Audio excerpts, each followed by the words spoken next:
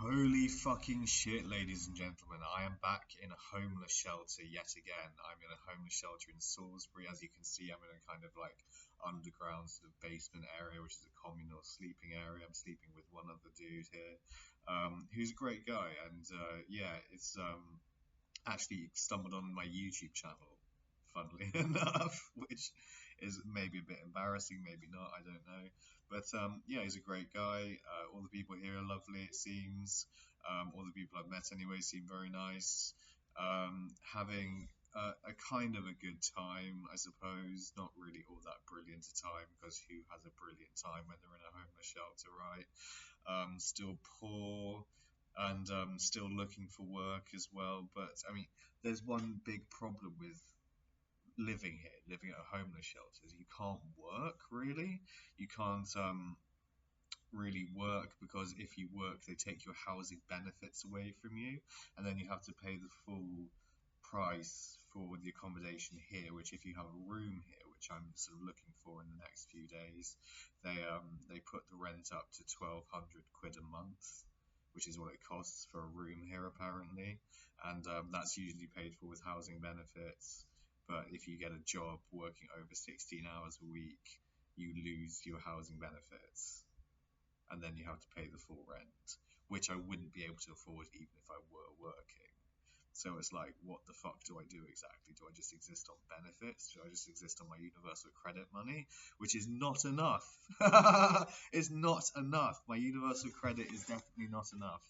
I get 800 quid a month from universal credit.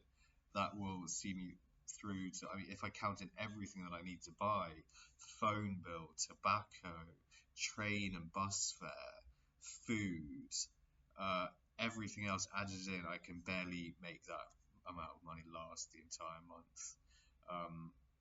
And then if I just want to treat myself here and there to a little takeaway or something, or just, I can't really do that even, because they took my fucking PIP away from me, personal independence payment, which is another element of the benefits that we get here in the UK.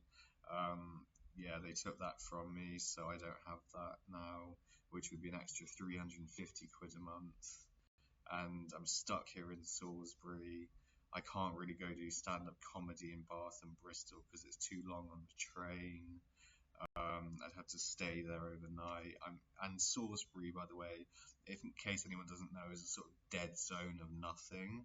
There's a lot of old people in this city, and there's not really a hell of a lot going on around here anyway.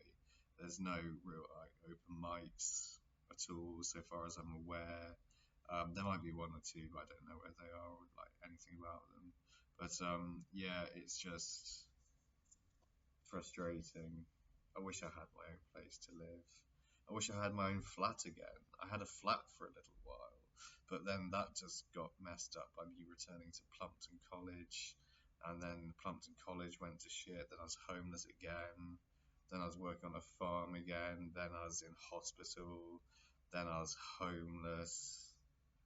And then I was back with my mum for a bit because I broke my ankle. It's another farming job that I got, and broke my ankle, was resting up for months. I'm still hobbling around now. My ankle's getting better, but or it's pretty much better now. But fuck, I hate my life sometimes. I really do. But I mean, I don't know. Still, for some reason, I've got a smile on my face.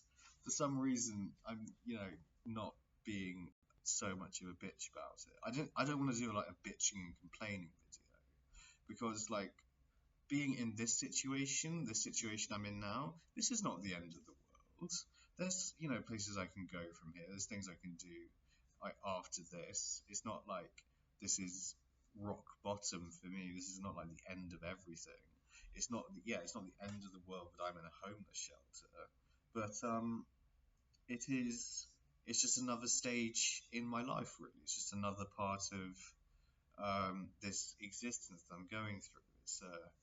It's a phase. It's a developmental kind of bit of progression towards what I ultimately want, which is the good life, right? Which is what everyone wants. Everyone wants to have the good life, whatever that is.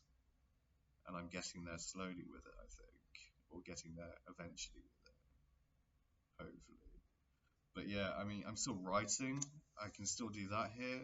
I got my other laptop, this great big hulking Dell laptop that I've had for several years. Well, not several years. I bought it this year actually. Why did I say that? I don't know.